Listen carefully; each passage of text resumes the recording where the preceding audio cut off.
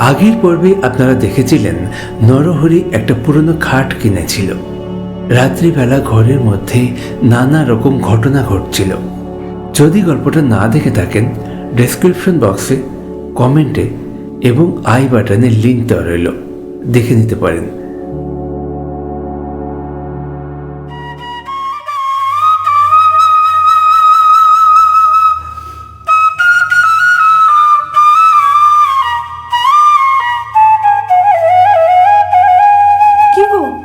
অনেক বেলা হয়ে গেল তো, কাজে যাবে না? ওঠো, উঠে হাত মুখ ধোও।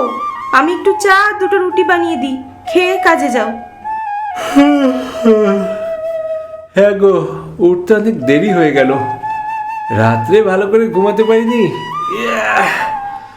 ভোরের দিকটা ঘুমটা হলো একটু। হ্যাঁ গো, রাত্রে কি সত্যি সত্যি ভূত এসেছিল নাকি ঘরে?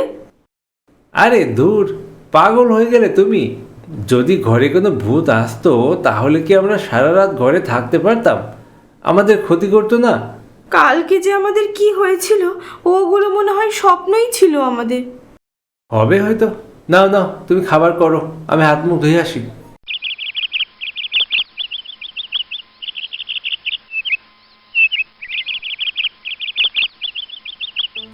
নরহরি ও তার স্ত্রী কালকে রাতের ঘটনাটাকে খুব একটা গুরুত্ব দিল না। সকালের জল খাবার খেয়ে নরহরি কাজে চলে গেল।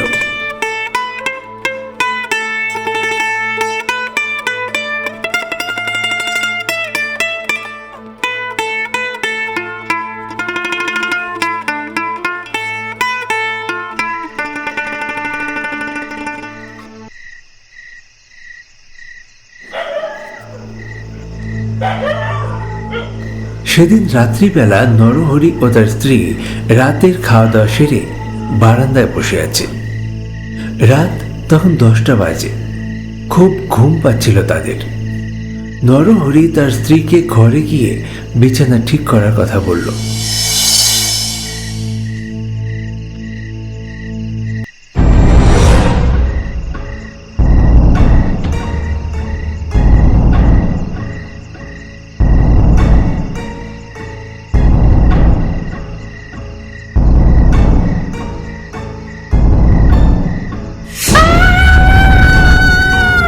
আরে কি হলো, কি হলো, চিৎকার করছো কেন?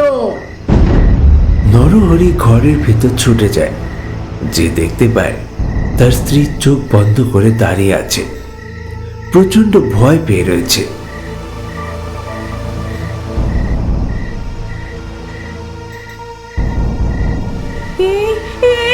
এই বিছানায় কে একটা শুয়েছিল?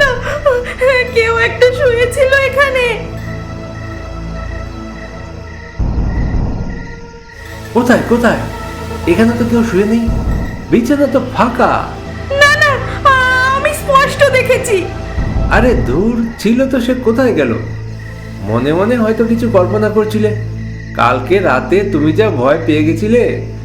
ভয় পেলে একটু আধটু এরকম হয়, মনে হয় যেন চোখের সামনে কি সব দেখছি।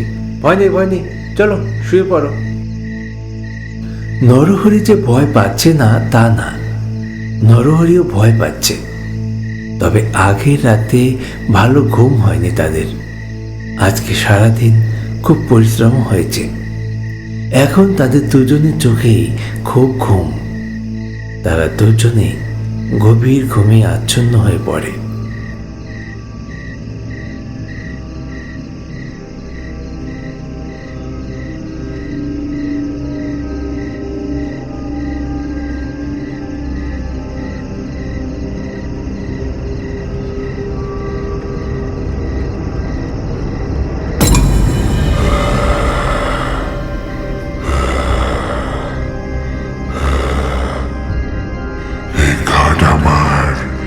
এই ঘাট আমার। ওঠ ওঠ, তোরা ওঠ। দিদি দিদি দিদি বলছি, এই ঘাট আমায় দিদি।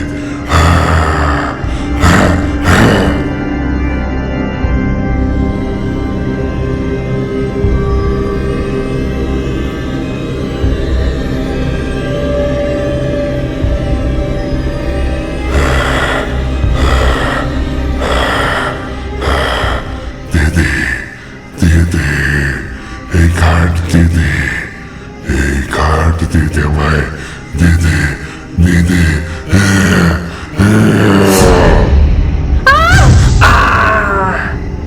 রে বাবা রে, এ কি হলো রে? ও নরহরি এবং তার স্ত্রীর মনে হলো তাদের খাট ওপর থেকে নিচে পড়ল। জোরে ঝটকা লাগলো তাদের, শব্দও হলো। কিন্তু এটা কিভাবে সম্ভব? খাট তার নিজের জায়গাতেই রয়েছে। খাট সহ তারা ওপরে কি করে উঠবে? এগুলো কি সত্যি সত্যি তাদের মনের ভুল, নাকি নিছক কল্পনা? বুঝতে পারছে না। শরীরে কিন্তু ব্যথা লেগেছে তাদের।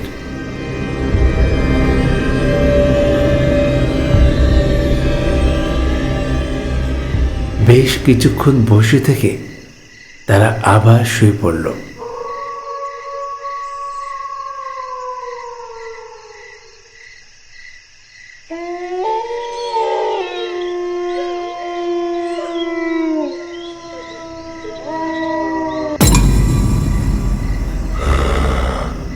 এই খাট আমার, এই খাট আমার। ওঠ ওঠ, তোরা ওঠ। দিদি দিদি দিদি বলছি, এই খাট আমায় দিদি।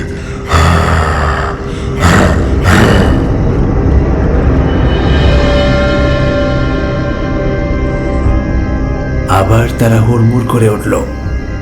এইবার তারা স্পষ্ট একটা কণ্ঠস্বর শুনতে পেল। এখানে কেউ একজন আছে, কিন্তু তাকে দেখা যাচ্ছে না। তাদের আর বুঝতে কোনো অসুবিধা হলো না, এটা একটা ভুতুড়ে কাণ্ড।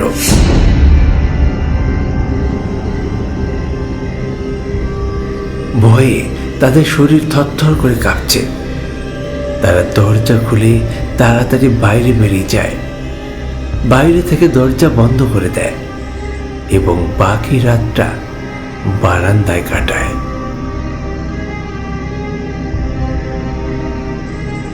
এই খাট আমার, এই খাট আমার।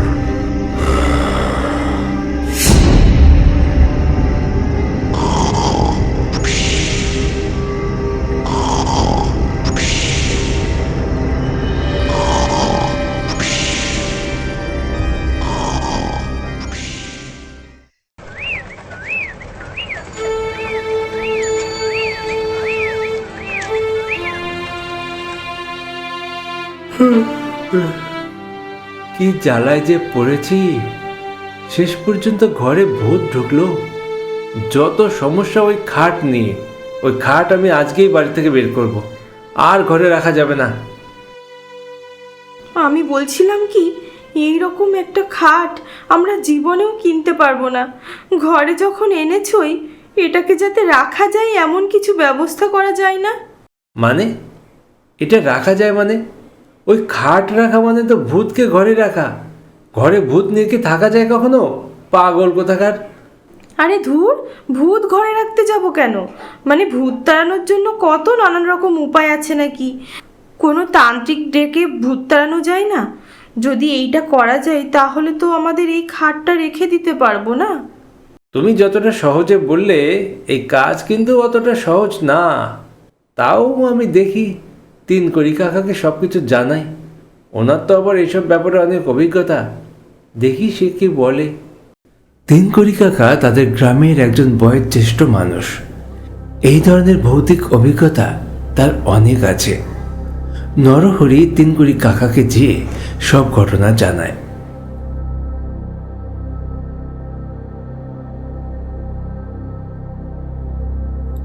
বলিস কি রে, ঘরের মধ্যে ভূত? এ তো সাংঘাতিক ব্যাপার। তা সব জেনে শুনে ওই রকম একটা খাট কিনতে গেলি কেন বাপু? আরে কাকা, দোকানদার আমায় বললো কোনো সমস্যা হবে না, তাই তো আমি নিয়ে এলাম। তুমি একটা উপায় বার করো কাকা। এমন কিছু করো যে ওই খাটটাও রাখতে পারি আমরা, আবার ওই ভূতও চলে যায়। এ তো দেখছি খুব জটিল একটা সমস্যা। ঠিক আছে, দেখছি কি করা যায়।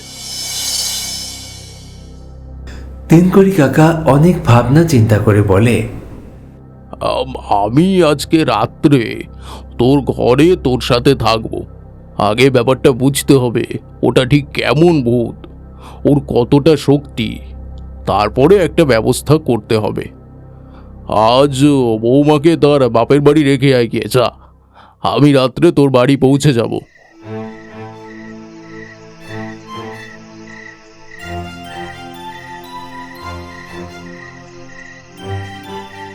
তেনকড়ি কাকার কথা মতো নরহরি তার স্ত্রীকে তার বাবার বাড়ি রেখে আসে এবং রাত ঠিক 10টা নাগাদ তেনকড়ি কাকা নরহরির বাড়িতে পৌঁছে যায়।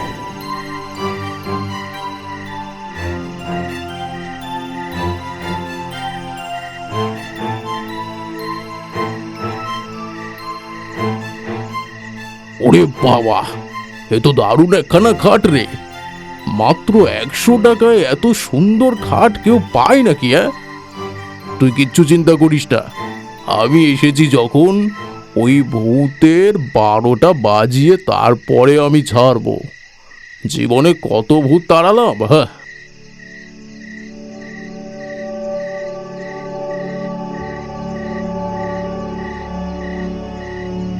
নরহরি ও তেনকড়ি কাকা দুজনেই এই খাটে শুয়ে রইল। নরহরি বেশ ভয় পাচ্ছে। আগের 2টো রাতে ওর সাথে যা হয়েছে সেটা ভাবলেও ও শিউরে উঠছে।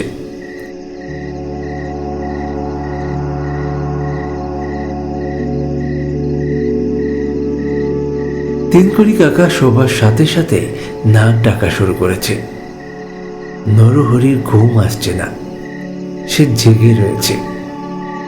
রাত 12টা যায়, 1টা যায়, 2টো যায়, কিন্তু ঘরে এসে কাউকে দেখতেও পায় না, কোনো শব্দও শুনতে পায় না। তাহলে কি আগের ওই 2টো রাতের ঘটনা তাদের মনের ভুল ছিল? এইসব কথা ভাবতে ভাবতে নরহরি ঘুমিয়ে পড়ে।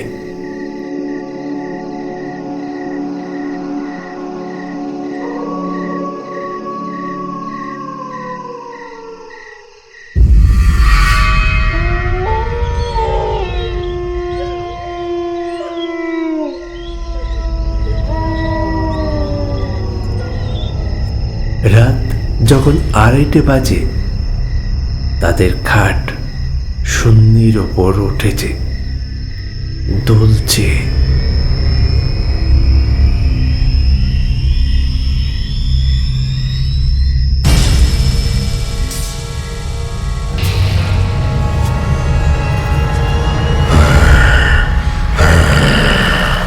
আজকেই তোদেরকে শেষ করে দেব, আজকেই তোদেরকে শেষ করে দেব।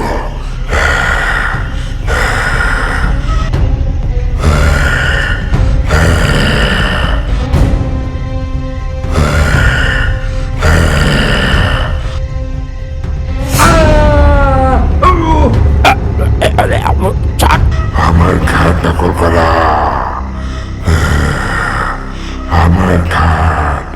আমার ঘাট দখল করা।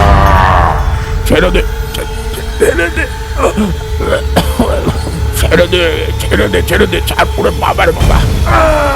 ওরে বাবা রে!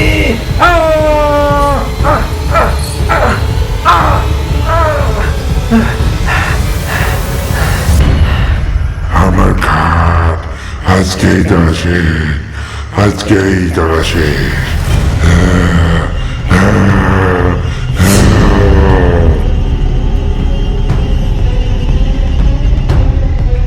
ওরে বাবা রে, মেরে ফেললে, বাঁচাও বাঁচাও, কে কোথায় আছো, বাঁচাও।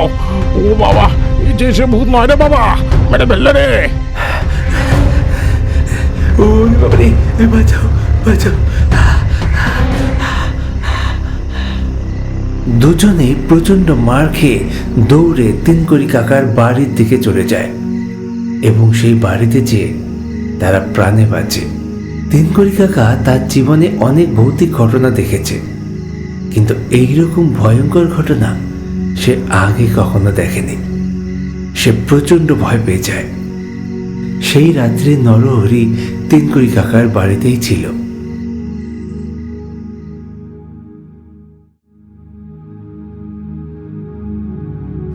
সকাল হতেই নরহরি কিছু লোকজন নিয়ে সেই খাট দোকানে ফিরিয়ে দিয়ে এসছে। ওই খাটের মালিক মৃত্যুর পরও তার মায়া ছাড়তে পারেনি। সেই কারণেই ওই খাট কেউ বাড়িতে রাখতে পারে না। আজকের মতো গল্প এখানে শেষ করছি। পরবর্তী গল্প নিয়ে ফিরছি খুব তাড়াতাড়ি। প্লিজ সঙ্গে থাকুন, ভালো থাকুন আর দেখতে থাকুন আমাদের গল্প। ধন্যবাদ।